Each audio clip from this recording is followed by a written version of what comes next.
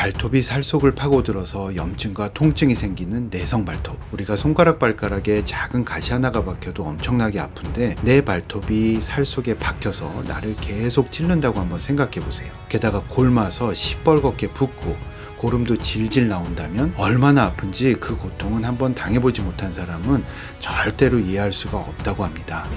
지금 한 스타일. 구기 종목을 좀 좋아한다면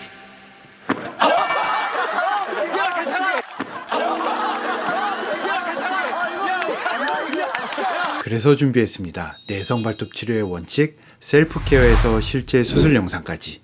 Follow me. Follow me. 여러분의 발 건강을 책임질 명의를 모시겠습니다. 정형외과 김범수 교수님 함께하겠습니다.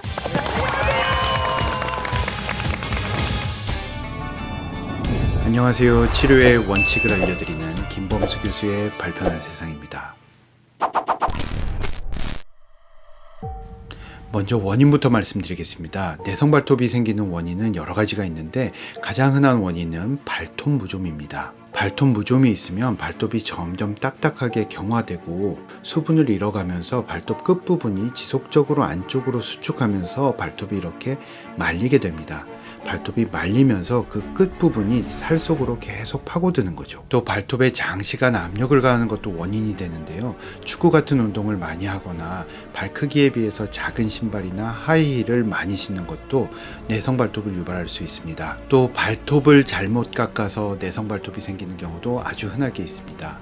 발톱을 깎을 때 너무 바짝바짝 짧게 깎거나 그 모서리 부분을 너무 둥그렇게 깎으려고 하다 보면 그 모서리의 각진 부분이 살 속을 자꾸 찌르게 됩니다. 따라서 발톱을 깎을 때는 너무 짧지 않게 그리고 너무 둥그렇게 하기보다는 약간 일자로 반듯하게 깎는 것이 좋습니다. 내성 발톱이 자꾸 재발하는 분들의 경우 엑스레이를 찍어보면 간혹 그 발톱 밑에 뼈가 툭 튀어나와 있어서 그 위에 있는 발톱이 뼈 때문에 어쩔 수 없이 이렇게 말려서 자라는 경우도 있습니다.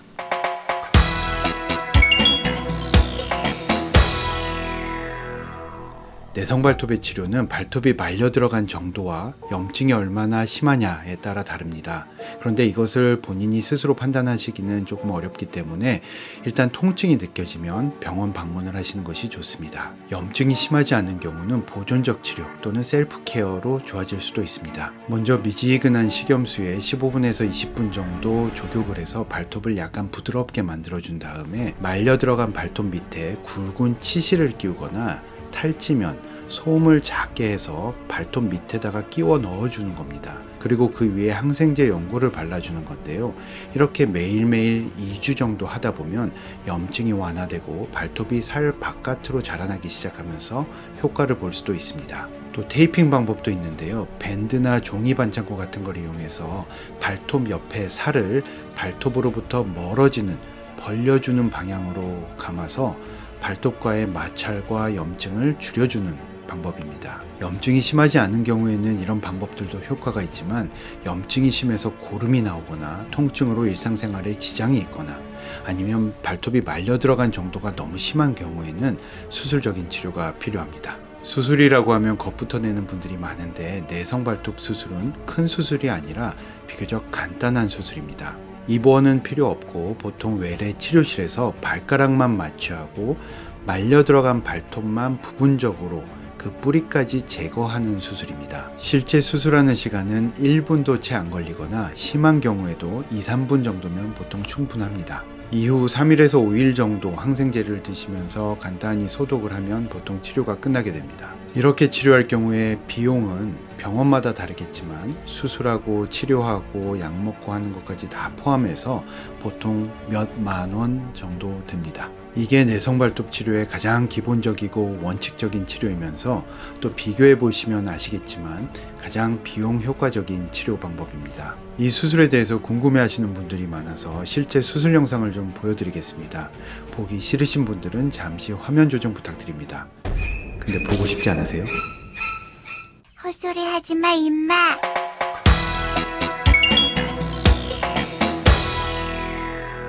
네, 이분은 발톱이 동그랗게 말려 있죠.